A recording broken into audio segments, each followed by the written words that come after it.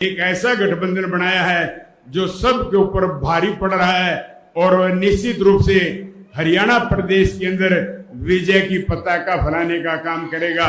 और मैं इधर SC ST क्यों बोल रही हूँ, शेड्यूल कास्ट और शेड्यूल ट्राइब्स, क्योंकि संविधान में जो दलित वर्ग के लोग हैं, तो संविधान में दलितों के लिए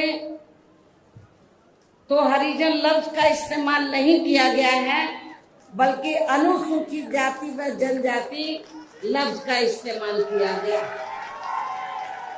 मैं चाहूंगी इन लोगों के जो पूर्व स्टेट अध्यक्ष हैं, तो मेरे ख्याल वो भारतीय संविधान को जरूर स्टडी करें, पढ़ें और ये देखें कि अनुसूचित दलितों के लिए क्या लफ्ज इस्तेमाल किया गया है। तो मुझे क्या लगता है, ये बाबा साहब के बारे में इनको जानकारी है, लेकिन ये भी जानकारी लेनी चाहिए कि SC ST के लिए क्या लफ्ज इस्तेमाल किया गया है।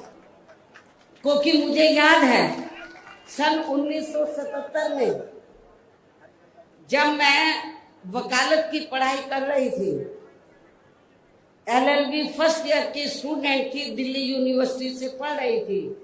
1977 में जनता पार्टी की सरकार बनी और इन्होंने वोट क्या कह के लिया था कि हम स्वर्गीय श्री बाबू जगजीवन राम जी को देश का प्रधानमंत्री बनाएंगे, जिसको कांग्रेस ने नहीं बनाया।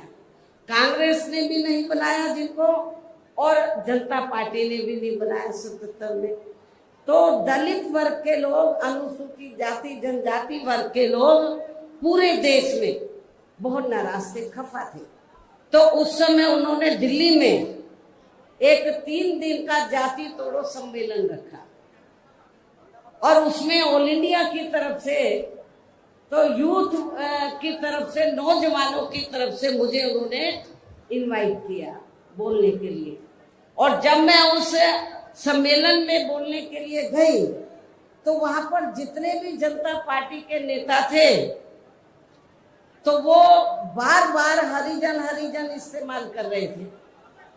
तो मैंने उनको कहा कि एक तरफ तो आप जाति तोड़ने की बात कर रहे हैं और दूसरी तरफ आप हरिजन कह रहे हैं।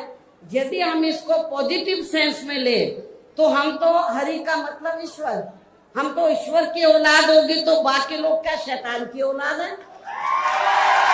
ये मैंने 1977 में जब मुझे उन्होंने ऑल इंडिया की तरफ से इनवाइट किया, तो ये मैंने वहां पर बोला था।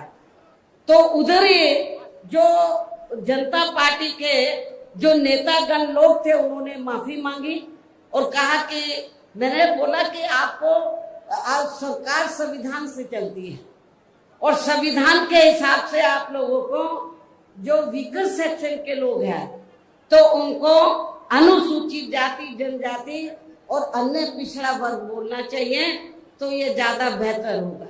उनको रियलाइज करना पड़ा और ये कहना पड़ा कि बहन जी जो बोल रही है वो सही बोल रही है।